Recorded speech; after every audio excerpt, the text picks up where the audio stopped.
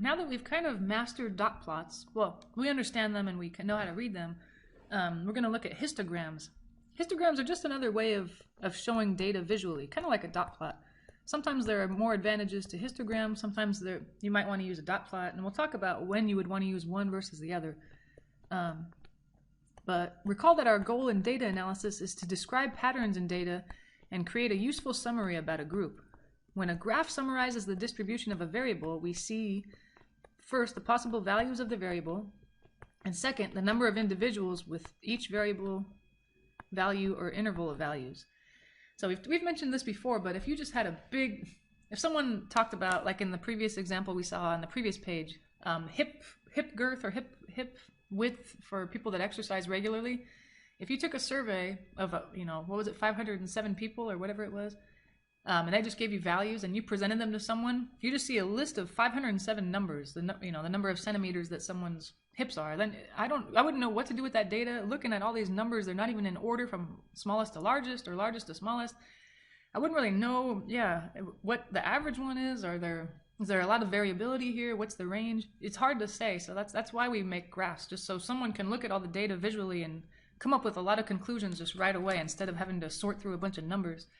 Anyway, that's really the only idea. Just trying to make it as easy as possible for the reader to come up with conclusions for data. A histogram is another way to display the distribution of a quantitative variable. Histograms are particularly useful for large data sets. So that might be something interesting that you might want to write down in your notes. The advantage of histograms versus dot plots. So dot plots, it seemed good, but if you have a lot of numbers, like the previous one with the hip girth, you asked 507 people what their hip girth was. That's a lot of dots for a dot plot. 507 dots, that kind of be maybe a little too much and maybe too overwhelming for your eyes too. Imagine how tall the dot plot would be, the peak, Yeah, so the histograms are probably better for, like they said, large data sets. Dot plots are probably better for small data sets. A histogram divides the variable values into equal-sized intervals. We can see the number of individuals in each interval, but we cannot see individual data values. We can see the number of individuals in each interval. How histograms relate to dot plots. Okay, how are they related? Let's start our introduction to histograms by looking at how they relate to dot plots. So below, let's see, we're going to look at this graph. So we have 3 graphs of the same set of hip girth measurements like we saw on the previous page. There is a dot plot with bins, and a histogram. So first we'll look at the dot plot here. Let's see. So from this dot plot, you can see that the distribution of hip measurement has an overall range of 79 centimeters to 128 centimeters.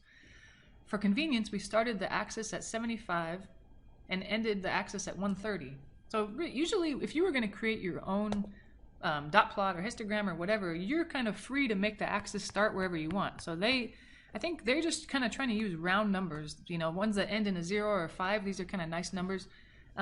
Even though the overall range, it started at 79, that's not really a nice round number. You don't want to round that 79 up to an 80 because you would miss this one value over here that's actually at 79. That wouldn't be part of your graph. So you kind of want to make sure that the lowest number on your x-axis kind of there is smaller than the smallest, and then the largest number you have on your x-axis here is larger than the largest. So I'm just kind of, you kind of look at 79 and say, well, what's smaller than that? That's kind of a nice round number. It ends in a 0 or a 5. You could have started at 70, that's fine. But I guess they didn't want all this empty space off to the left, so they kind of kept it close by doing 75. And then the highest value we saw was 128, but that's not really a nice round number. It doesn't end in a 0 or a 5. So they just went up to 130, which is a nice round number. And then they chose to go in increments of 5, 75, 80, 85, 90, 95, 100. That's fine, but there's other ways you could just do it by tens if you wanted to, I guess. Might not be as, not as many numbers shown, so it wouldn't be as easy to read. But instead of starting at 75, you could have started at 70, and then just gone 70, 80, 90, 100, and on to 130. So just kind of using your own judgment when you do these things, I guess, is the idea.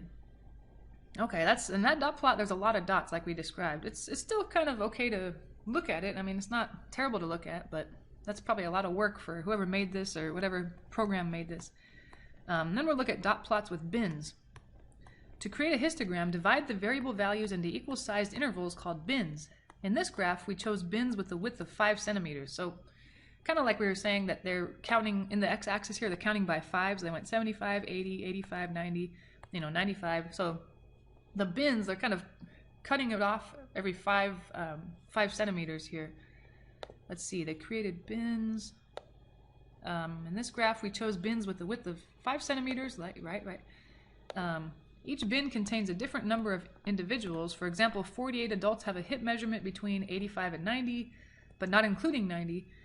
And 97 adults have hip measurements between 100 and 105, but not including 105.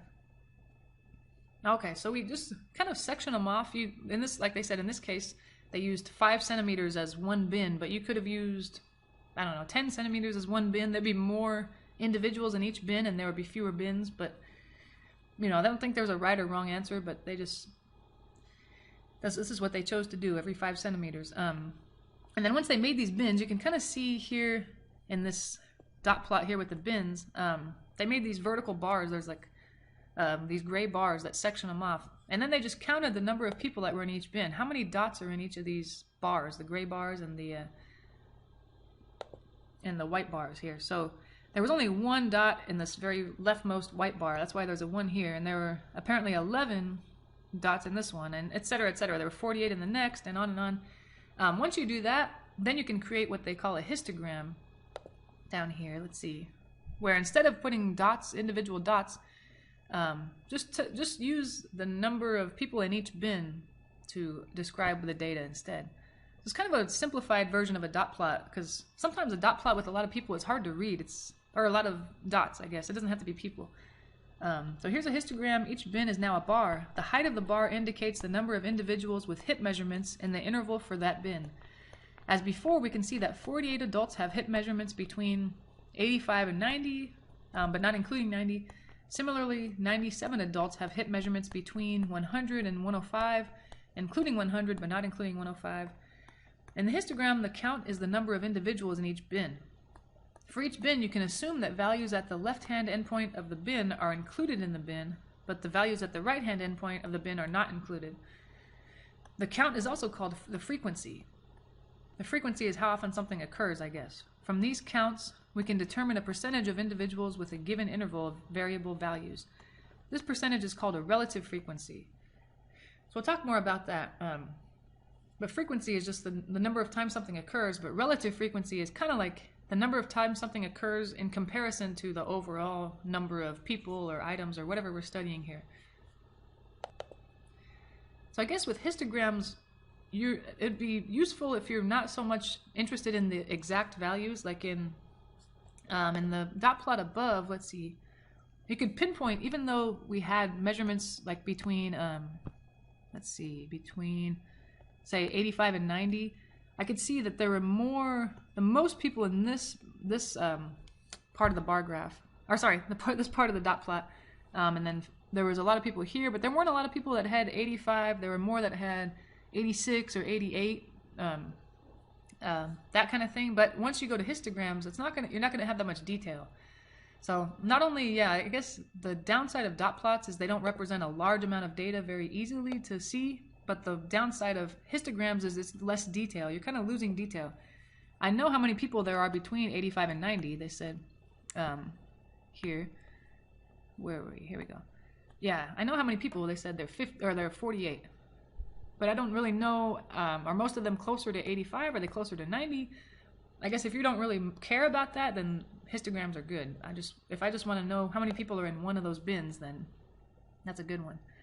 In the histogram, the count is the number of individuals in each bin. For each bin, you can assume that values are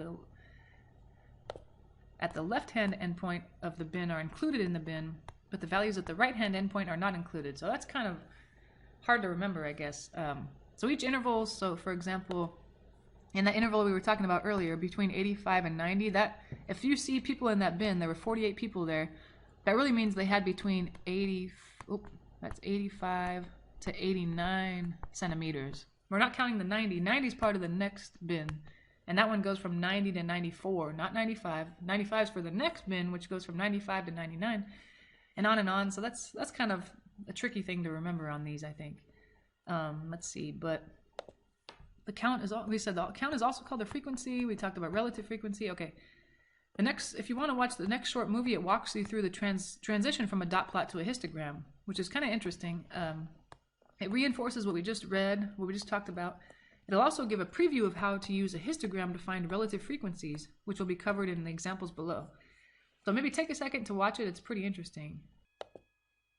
Okay, now that you've watched the video above, now we're ready to analyze a histogram using percentages, or relative frequencies. So that's how we'll talk about relative frequencies. We said frequency is the number of times something occurs, or a number occurs in our spread, but relative frequency is some kind of percentage. Like if it's 5 out of 100, what percentage is that? It occurs 5 times out of how many? These examples below will illustrate how we use frequencies to compute relative frequencies. Here we work some examples of calculating a relative frequency from a histogram. Okay, so this is an example, men's height. Okay, so it looks like height in centimeters. Is that what they're saying here? Well, they're going to describe it here. Sportswear manufacturer plans to produce 3 sizes of sweatpants for men. Size large will fit men who are 185 centimeters or taller. The histogram above shows heights for a sample of 247 men. What percentage of this sample will wear size large sweatpants?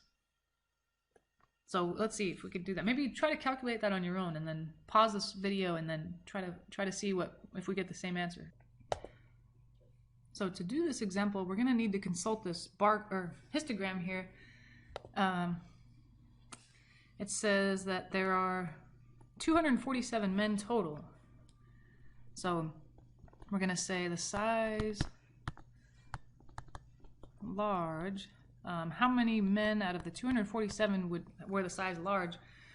Well, they don't give us the number in this little description with the words, but they say the size large will fit men that are 185 centimeters or taller. So we need to look at this graph and see where on the graph those men lie. So it looks like here's 180 centimeters, here's 190, so right in the middle of that must be 185. So I think around this area here, oh, my bad, there, these three bars of the histogram represent the men that are 185 centimeters or taller. So I need to add those 3 numbers. It says, and the numbers above those bars are 28, so I'll take 28 and then add the number above that bar. There are 12 men that are between 190 and 194 centimeters was it hip width? No, tall, high. Who says that? I'm 12 feet high. What the heck? And then 2 that were between, excuse me, 195 and 200. So there were, let's see, what's that? 42. I think 42 people in that range. Hopefully that makes sense. Yeah, because they said 185 centimeters or taller, and those people are in these 3 bars here. Lower than those bars are people that are, or men that are shorter than 185 centimeters tall. So we wanted all the men in those 3 bars. There were 28 in the left one, 12 in the middle one, and 2 in the right one. So I need to do that division. 42 divided by 247. And I get 0.1700 something. So it's about 0.17, but I need to multiply that now by 100%, or as we mentioned before, just move the decimal over. So it'd be 17%. 17, I guess it's like 0.004 is what I got, but yeah, it kind of depends how accurate you want to be. So I got 17% for that one. Now we'll look at the next example. How many are 185 centimeters or taller? Okay, we already did that part. Let's see. Yeah, they're just kind of describing what we did. Let's see. The histogram. In the histogram, these men are the last 3 bins that add the heights of the bins to determine the number of men. 42, we divided that by 247 and we got 0.170, but when we multiply it by 100, we get 17%. Okay, good. That's good. I think we did it right. Okay, now the next example talks about movie budgets. So it says the histogram above shows the budget distribution for a sample of movies that are not action-adventure movies. Budgets are in millions of dollars. What percentage of the sample has a budget less than 100 million? So I think it'll be kind of a similar thing. If you want, yeah, please if you want your own, please pause this video and try it on your own, and then we'll compare answers. But let's just go ahead. They want it to be $100 million or less. So it looks like here is the $100 million mark. So less than that would be to the left. All those are all the smaller numbers, like 50, 0, and anything in between 100 and 0. I don't want the larger ones right now. I just want these smaller ones. So I'm looking at just these last two bars of this histogram. The ones that have heights, both of them have heights of 9. I'm just going to take those two numbers, the 9 on the very leftmost bar, because that represents movies that had a budget of between 0 and 50 million, plus the 9 that represents the second to the left bar, which was the movies that had a budget between 50 and 100 million, and I get 18. So there were 18 movies that fell in that range of budget. Let's see, out of how many total movies were there, did they say? It looks like they did not say, so we need to determine that as well. So we found the number of movies we were interested in, but what about the total number of movies? Number of movies, let's see. It looks like we just need to take all the values that are above the bars in the histogram and add them together, because that would represent all of them. Let's see. So that we already kind of thought about these two 9s, but what about 9 plus 9 plus the 2 plus the 8 plus the 2 plus this 1 way over here? So the total number would be 9 plus 9 plus 2 plus 8 plus 2 plus 1, as we described. So it would be 18 plus 2 is 20, plus 8, 28, 30, plus 1. Okay, I think 31. So the fraction that we're interested in is 18 out of 31. We'll make that into division. 18 divided by 31 is about, I got 0.5806, and then that, of course, we're going to multiply by 100 as we described before, or just move the decimal over. It would be 58.06% of them, so a little over half, because 50% would be half of them. So notice when we check our answer here, they rounded their number to 0.581 instead of 0.5806 like us. Both answers are correct. I think it depends on how much accuracy you want in your answer, and you should be told, if you were to do this calculation, you would either know it because you came up with the accuracy on your own, or someone would have told you, and I want 1 decimal point accuracy, or I want 2 decimal points accuracy. So neither one is wrong. I think they're both, yeah, if you round our answer up, it would be 58.1 like their answer. Okay, I think we're doing good. So now let's try to describe the shape, center, and spread using a histogram. With the histogram, we can see the shape of a distribution, and we can identify an interval of typical values. But we lose some precision, kind of like we were talking about earlier, when describing the center and the spread. Because the data is in bins, we cannot see individual data values. Therefore, it's not possible to identify a single data value to represent the center of the distribution. We also cannot calculate the range because we cannot see the distribution's minimum and maximum values in the histogram. Later we will provide more examples and practice describing and comparing distributions using histograms.